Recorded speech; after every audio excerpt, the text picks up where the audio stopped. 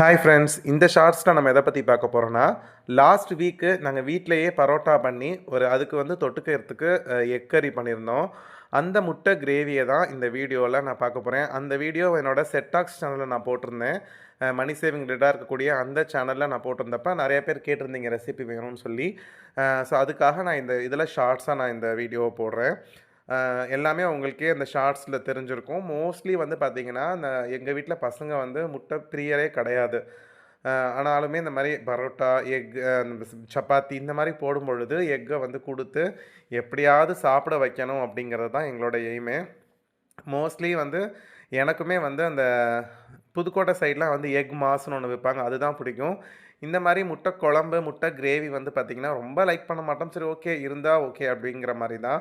So அப்பா, அம்மா எப்படியோ அது மாரி தானே பசங்களும். ஸோ அவங்களுக்கும் கொஞ்சம் கொஞ்சமா நல்ல விஷயத்தெல்லாம் கொண்டு வரணும் அப்படிங்கிறதுனால தான் இத ட்ரை பண்ணி செஞ்சோம். பட் ஆனா அன்னைக்குமே பசங்க வெறும் இந்த கிரேவிய மட்டும் சாப்பிட்டுட்டு அப்படியே ஒப்பேத்திட்டு போயிட்டாங்க. பாருங்க, இந்த கிரேவி ரெசிபி உங்களுக்கு பிடிச்சிருந்துச்சுன்னா கமெண்ட் பண்ணுங்க. ரொம்ப சிம்பிளான ஒரு கிரேவி தான் ஃப்ரெண்ட்ஸ். என்னென்ன இன்கிரீடியன்ட் போட்டேங்கிறது உங்களுக்கு வீடியோலே தெரிஞ்சிருக்கும். அதே மாரி பார்த்தீங்கன்னா, அந்த பாயில்டு எக் சாப்பிட பிடிக்கலனாலும் இந்த மாரி வீடியோல பார்க்குறதுக்கு ரொம்பவே அழகா இருக்கும். நாங்கலாம் சின்ன பிள்ளையா இருக்கிறப்ப எங்க அப்பா பரோட்டாவும், அந்த குருமாவும் வாங்கிட்டு வருவாங்க. அந்த சால்னாவுக்குள்ளேயே ஒரு எக்க போட்டு அப்படியே மிதந்துட்டு இருக்கும். ஆனா சாப்பிட மாட்டோம். அது பார்க்குறதுக்கு என்னவோ அழகா இருக்கும்.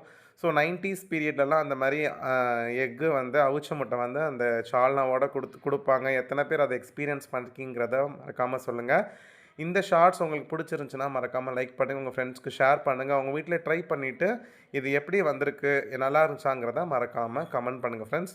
அடுத்த ஒரு நல்ல வீடியோவில் பார்க்குறேன். ஆல்ரெடி பரோட்டா வீட்டில் எப்படி செய்கிறதுன்னு வேணும்னா சொல்லுங்கள், அதையுமே ஒரு ஷார்ட்ஸாக நான் போடுறேன். Bye friends.